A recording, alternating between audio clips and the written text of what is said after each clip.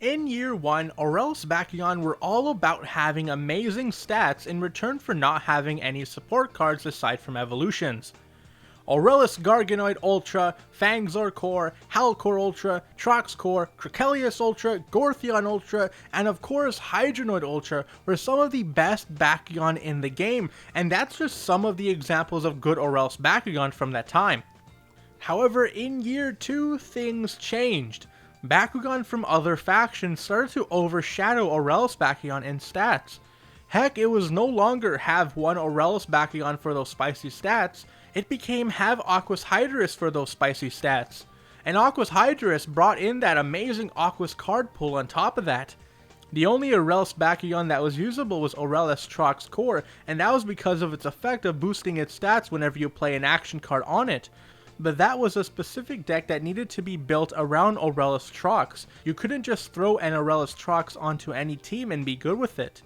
So yeah, Aurelus was pretty awful in year 2. They didn't even get any cool Bakugear cards that made it worthwhile to use the faction. Which is weird because they introduced a new main character that uses Aurelus in the show, so I would assume that they would give that faction, or at the very least that new character's Bakugan, some love, but they didn't. But now it's a new year and Geogan Rising Wave 1 is about to come out. So how is the Aurelus faction's first showing? Bad. Like, Aurelus Falcron Core and Dragonoid Core have above average damage ratings, but it's nothing we haven't seen before. Aurelus Pinsittar has 2 magic shields, and with 5 damage, it's begging to swap for a Fire Fist, which would be great for Pious Dragonoid Ultra. But this Bakugan is outclassed by Dark Osiris Ultra, which fits the same role, but does it better. But what about the Aurelus Geogan? Well, there's Aurelus Stardox, and it's a 2 cost with a stat line of 804 and gains 600 B power when on a Green Fist, or 4 damage when on a Shield Core. Heck, if these were on a Bakugan in base form, we would be on the fence about using this Bakugan, but because we need to spend 2 energy to use it, it makes it not worth using. What the developers can do to save Aurelus is give us an above average Aurelus Bakugan. Nothing too overpowered, but something that turns some heads. Maybe it hits 1700 B power like Chaos Farascal, but actually retains damage. I would hope for more B power, but with how Aurelus has been treated lately, even asking for this seems like too much. But what the kicker will be to make the Aurelus Bakugan worth using is to also release a very strong and cheap Aurelus Geogan.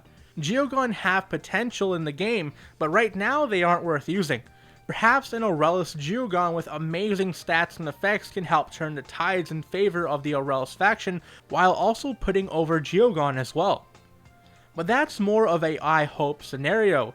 As of right now, the Aurelus Bakugan released in Wave 1 still have stats that Bakugan from other factions hit as well, which makes them not worth using as they don't really have any good support cards to go along with it.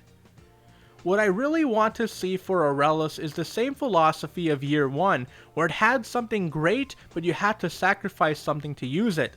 As of right now, all they seem to be is mediocre Bakugan with nothing to offer that are also outclassed by every other faction.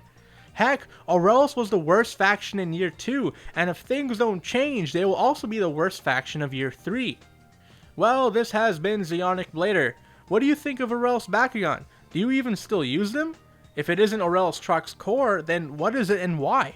Let me know in the comment section below, and if you liked the video, hit the like button.